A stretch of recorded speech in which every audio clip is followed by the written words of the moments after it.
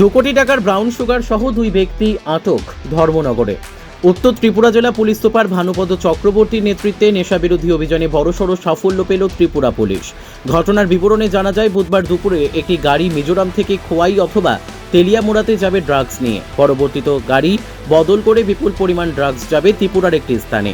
এমন ছক কষে একদল নেশা পাচারকারীরা একটি নতুন গাড়ি TR057136 টেম্পোরারি নাম্বার নিয়ে রওনা হয়।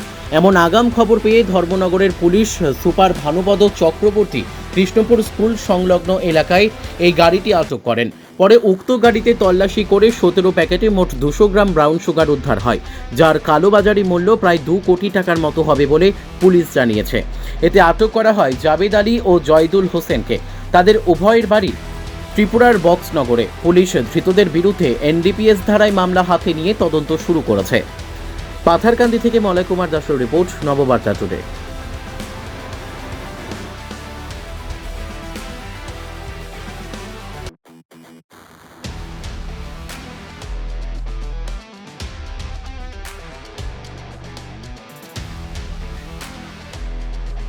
International Drug Abuse Day. International Day Against Drug Abuse. এই ড্রাগ অ্যাবিউজের দিনে এটা ধর্মনগরের কৃষ্ণপুর স্কুলের সামনে আমরা এই গাড়িটাকে ডিটেন করি।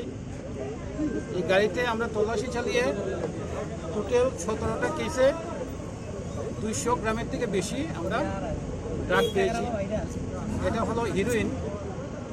এটা মিজোরাম থেকে এসেছে, মায়ানমার থেকে এসেছে। কোয়ালিটি খুব ভালো, আপনারা দেখেছেন, আপনাদের সামনেই হয়েছে। যেটার কালোবাজারের মূল্য 2 কোটি টাকার থেকে উপরে আছে। আমরা এই গাড়ির থেকে, গাড়িটা নতুন দেখছেন আপনারা, গাড়িটা কোনো নাম্বারই পড়েনি। এই গাড়ির থেকে আমরা 2 জনকে অ্যারেস্ট করেছি। একজনের নাম হলো জাবেদ আলী, আরেকজনের নাম হইল জয়দুল হোসেন। দুজনের বাড়ি বক্সনগর সুনমুড়া। আমরা ধর্মনগর থানাতে একটা কেস নিয়েছি। এই কেসের ইনভেস্টিগেশন চলছে। ড্রাগ সিজ হয়েছে, মানুষ অ্যারেস্ট হয়েছে, গাড়িটা সিজ হয়েছে।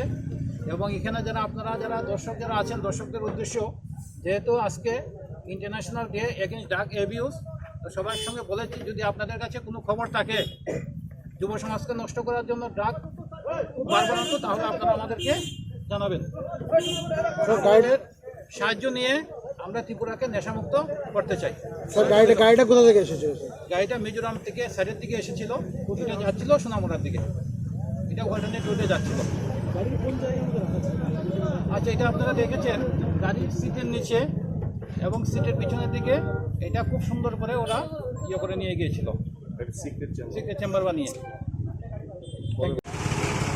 17 পাওয়া গেছে প্যাকেট সামান্য কেস। 17 প্যাকেটের 200 গ্রামের উপর আমরা হিরোইন পেয়েছি, বিশুদ্ধ হিরোইন। যেটার বাজার মূল্য প্রায় 2 কোটি টাকার উপরে।